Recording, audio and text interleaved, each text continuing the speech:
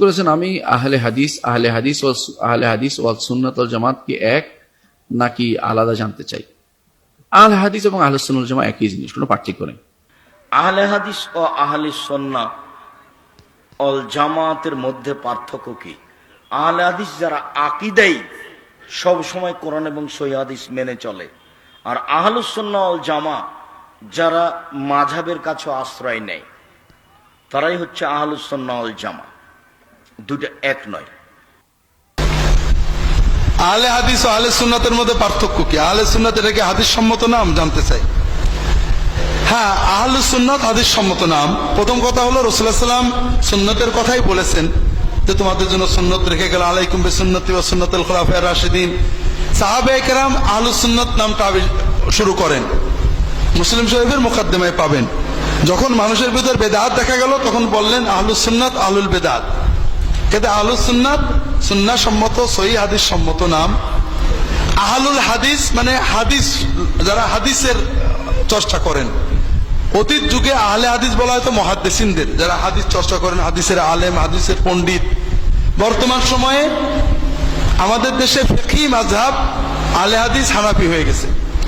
যারা আহলে হাদিস তারা দাবি করেন তারা হাদিস মানেন, কিন্তু তাকলিদ করেন না। এই কথাটা ভালো, আহলে হাদিস মানা খুবই দরকার। তো সমস্যা হয়ে গেছে দুটো, যারা আহলে হাদিস বলেন তাদের ভিতরে আলেম তো সবাই না, যারা আলেম নন, হাদিস বোঝেন না, কিছু বললেই বলে অমক আলেমের বই পড়েন। আরে মিয়া, তুমি বলছো যে এটা সহি, তুমি এটা প্রমাণ করো, অমক আলেমের বই পড়েন। তাহলে তো তুমি মুকাল্লিদ, তুমি অমক আলেমের মুকাল্লিদ, আমি তো তোমার আলেমের মুকাল্লিদ না, আমি তার কথা মানি না, সে ভুল বলে। এই জন্য এটা এক ধরনের তাকলিদ। দ্বিতীয় হলো আহলে হাদিসরাও হাদিস ইনকার করেন, তাদের মতের বাইরে গেলে হাদিস জয়ীফ, বাতিল। যেমন একামত একবার একবার, দুইবার দুইবার, দুটোই টনটনে সহিহ হাদিস। তারা একবারটা প্রমাণ করতে যায়, দুইবার দুইবারটা নানান ভাবে ঘুরিয়ে ফিরিয়ে জয়ীফ, দুর্বল, বাতিল, অনেক বই আমি পড়েছি।